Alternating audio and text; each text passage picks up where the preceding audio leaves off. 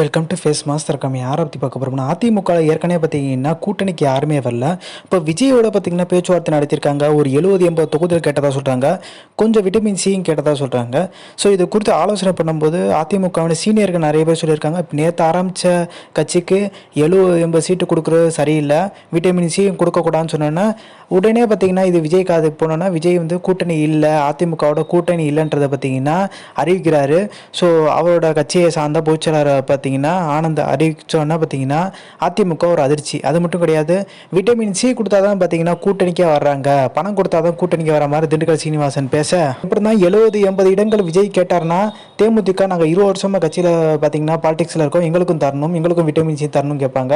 துணை முதலமைச்சர் பதவி எங்களுக்கும் தரணுன்ற மாதிரி பிரேமலதா விஜய் கேட்பாங்க, திருமாவளவன் கேட்பாரு.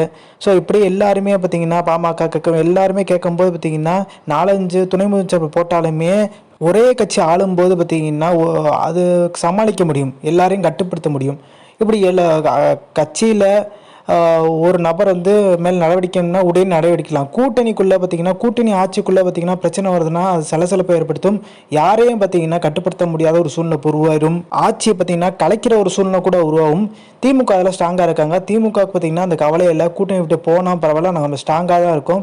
ஸோ அவங்க மெஜாரிட்டி பிடிக்கிற அளவுக்கு பார்த்தீங்கன்னா அவங்களுக்கு எம்எல்ஏக்கள் பலம் இருக்குது. ஸோ 2026 வரதுக்கான வாய்ப்பு இருக்குது. இப்போ எடப்பாடி பழனிசாமி என்ன நினைக்கிறாருன்னா 2026 ரொம்ப வீக்காக இருக்கும், விஜயோட கூட்டணி வச்சா தான் முடியுன்ற மாதிரி எடப்பாடி பழனிசாமி நினைக்கிறாரு.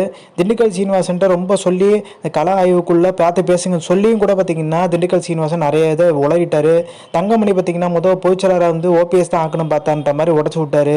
ஸோ அங்கேயே பார்த்தீங்கன்னா தங்கமணிக்கு மயக்கமே வர அளவுக்கு பார்த்தீங்கன்னா என்னப்பா இவர் இப்படி பேசுகிற பற்றி எல்லாரையும் காலி பண்ணிடுவார் போலன்ற மாதிரி யோசிக்க ஆரம்பிச்சிட்டாரு.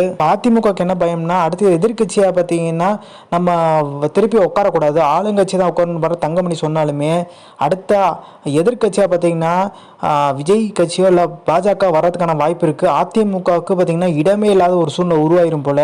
ஸோ அதனால தான் பார்த்தீங்கன்னா எடப்பாடி பழனிசாமி பார்த்தீங்கன்னா பெரிய லெவலில் விஜய் கட்சியை அட்டாக் பண்ணி பேசுங்கிற மாதிரி சொல்லி கூட பார்த்தீங்கன்னா கொஞ்சம் இப்போ வந்து அட்டாக் பண்ணி பேச ஆரம்பிச்சிருக்காங்க முன்னாள் அமைச்சர்கள். இப்போ அதிமுக பார்த்தீங்கன்னா ஒன்றிணைந்த அதிமுக கூட இல்லை, ஒன்றிணைந்த அதிமுக இருந்தால் கூட திருப்பி எதிர்கட்சியாக வந்துடலாம். ஆனால் இப்போ ஓபிஎஸ் சசிகலா இல்லை. ஓபிஎஸ் சசிகலா பார்த்தீங்கன்னா இணைப்பு குறித்து பார்த்தீங்கன்னா பொதுக்குழுவில் மிகப்பெரிய லெவலில் பிரச்சனை உருவாகுன்றாங்க. ஏன்னா இப்போ எடப்பாடியால் மெகா கூட்டணி அமைக்க முடியல, திருப்பியும் பார்த்தீங்கன்னா எதிர்கட்சியாக கூட அந்த அந்தஸ்தை தக்க வச்சுக்கணும்னா பிரதான எதிர்கட்சின்னு சொல்லிட்டு பார்த்தீங்கன்னா தக்க வச்சுக்கணும்னா ஓபிஎஸ் சசிகலாவில் கொண்டு வந்ததாக முடியுன்ற மாதிரி பார்த்தீங்கன்னா எல்லாம் போர்க்கொடி தூக்கிறதுக்கான வாய்ப்பு இருக்குது. ஸோ அந்த இன்ஃபர்மேஷன் பிடிச்சா like share subscribe. Thanks for வாட்சிங் திஸ் வீடியோ.